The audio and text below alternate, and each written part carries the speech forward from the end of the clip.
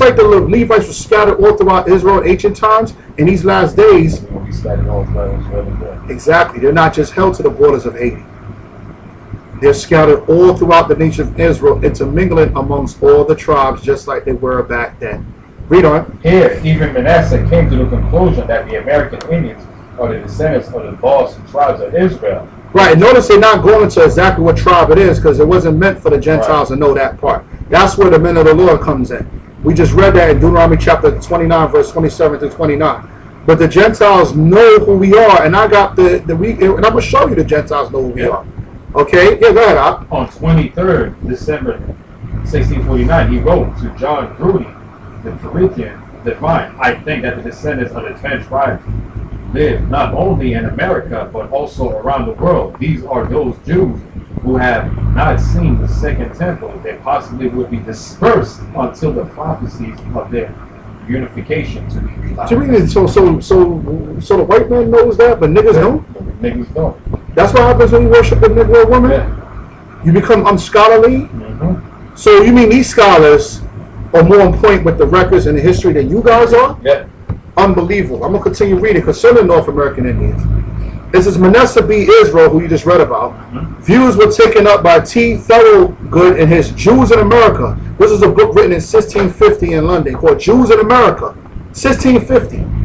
And he was followed by the Apostle Eliot in a publication 10 years later. And their views, referring now to the North American Indians instead of the Mexicans or Peruvians, were adopted by Cotton Mather, Roger Williams, and even William Penn. Okay, Penn State University was named after him. So these were all Edomite cracker scholars of Cambridge that knew what was going on.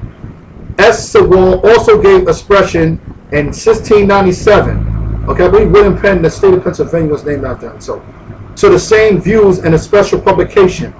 Charles Betty, in his Journal of a 2 Months Tour, which is another book written in London, 1678, declared that he had found amongst the Delaware Indian traces of Israelite origin. And J. Adair, in his History of the American Indians, another book written in London in 1775, devotes, and why is all these books in London?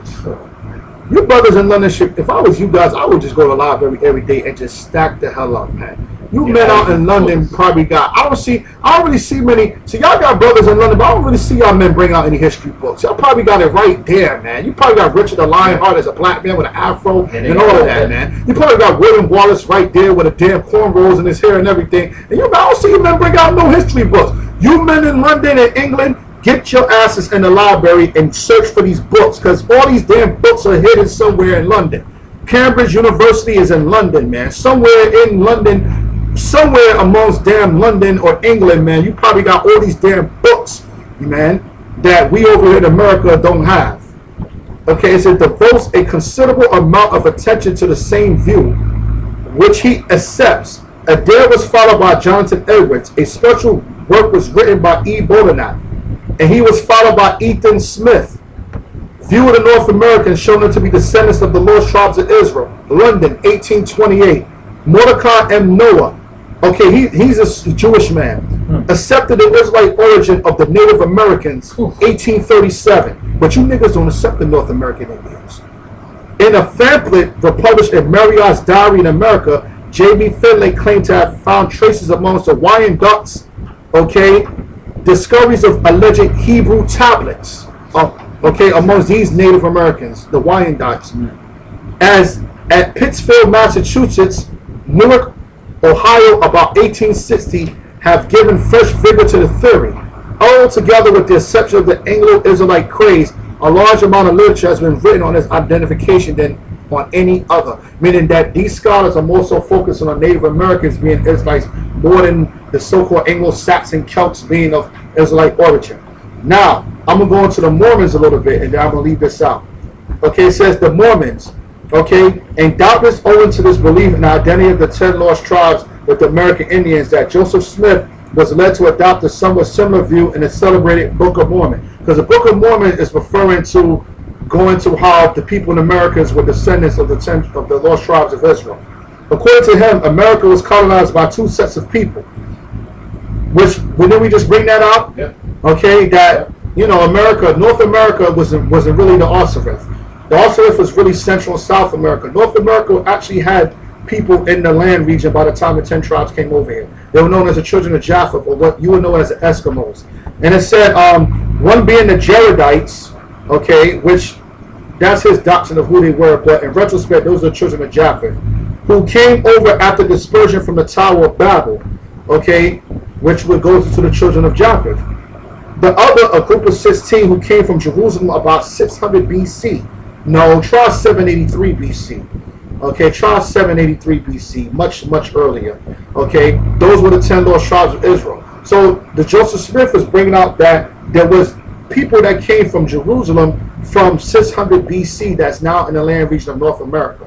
But in retrospect, try 783 BC. Okay, their chief families were destroyed about the 4th century, and the descendants of the remainder became known as the North American Indians. Okay, so when you get to understand that he's trying to say the Native Americans are a combination of Israelites and a group of people called the Jaredites.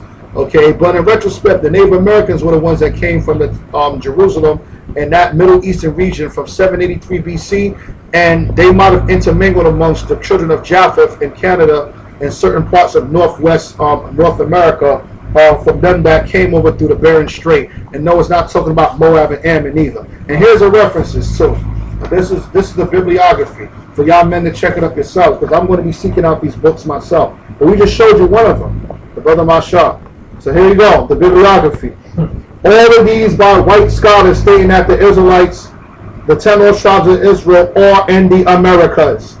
They're known as the Native Americans in Central and South America. So you have to ask yourself, you might as well include, there's the people from the Caribbean islands, like the Puerto Ricans, the Dominicans, okay, of Indian descent, okay, or they included the Cubans, the Tainos, Boricuas. Of course they are. Yes. All right, if it fits for one, it fits for all.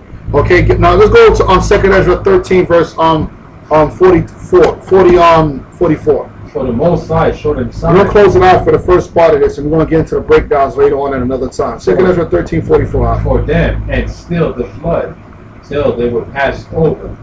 For through that country there was a great way to go. Notice it says a great way to go. That spirit of great way to go shows you that this wasn't just a roundabout journey.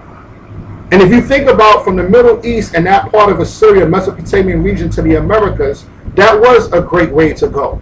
Right? For a year and a half. And if you check it out, scholars have brought out that a year and a half journey would have been equivalent to either Japan or North America. That's why you got all these damn crackers losing their mind, devoting damn near a decade of their life, which is approximately like a one-fifth of their life dedicated into trying to bring out that the Native Americans are Israelites, while you men are up under Sheba and Pan Greer, you understand, trying to exalt her and don't want the Hispanic woman to be in that same class as her. So you lie and say that the Hispanics and Native Americans are not Israelites, or to appease her, okay? And because you don't like them, read. And you're going to go into the curses on how the Hispanics and Negroes was prophesied that they wouldn't get along in these last days. We're going to go into that possibly in the next show. Read on. And the same region is called Asherah, which we just read by the scholars, which represents new land. Okay, read. Then dwell they there until the latter time, and now when they shall begin to come. That's why these people that you call to be Israelites in the 10 lost tribes, they're not in this truth, man. That's why a lot more Hispanic brothers and sisters are starting to wake up in this knowledge, man. It's all like it.